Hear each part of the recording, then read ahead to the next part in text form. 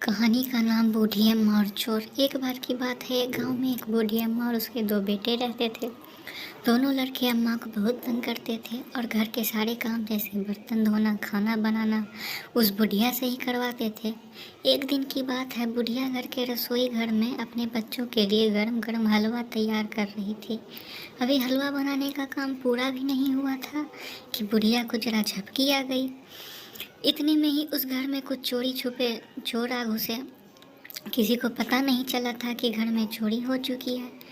सारा सामान लेकर चोर अब जाने ही को थे कि इतने में ही उन्हें हलवे की बड़ी ही सुगंधित गंध आई और वो लोग बगल में उस बुढ़िया के होते हुए भी हलवे को एक बार चखने के लिए मजबूर हो गए।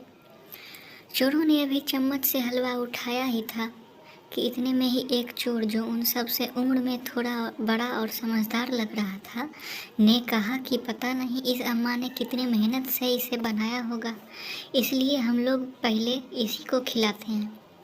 तब उन्होंने आधा पका हुआ पूरा का पूरा गर्म हलवा ही उस बुढ़िया के मुंह से लगा दिया।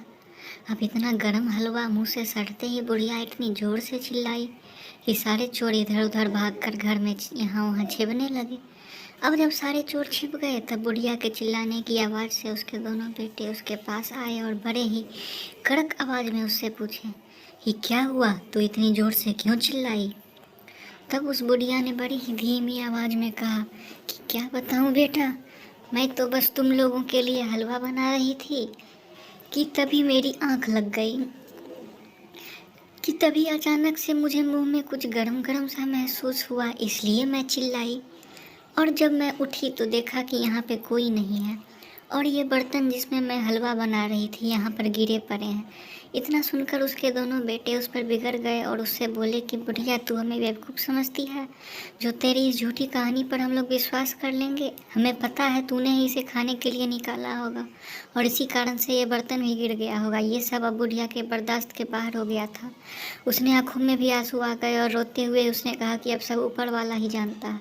इतना सुनते ही बुढ़िया के ऊपर वाले कमरे में जो चोर छुपा हुआ था, उसे लगा कि बुढ़िया ने उसे देख लिया है और वह उसी की ओर इशारा कर रही है। अब अपने आप को फंसता देख उससे रहा नहीं गया और उसने जोर से चिल्ला कर कहा कि सब मैं ही जानूंगा, वह जो अलमारी के पीछे से देख रहा है वह नहीं जानेगा।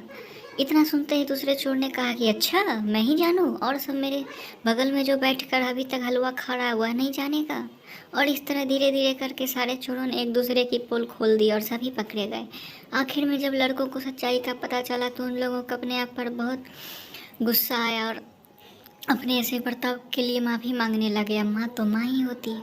उसने भी बिना कुछ कहे ही अपने दोनों बेटों को गले से लगा लिया। फिर तीनों ने प्रेम से एक साथ हलवा खाया। अगर आप लोगों को कहानी ज़रा सी भी पसंद आई हो तो प्लीज़ और प्लीज़ मेरे इस वीडियो को लाइक कर दीजिए और मेरे इस छोटे से चैनल को सब्सक्राइब करके अपना अनमोल प्यार देना मत भूलिएगा। धन्यवाद।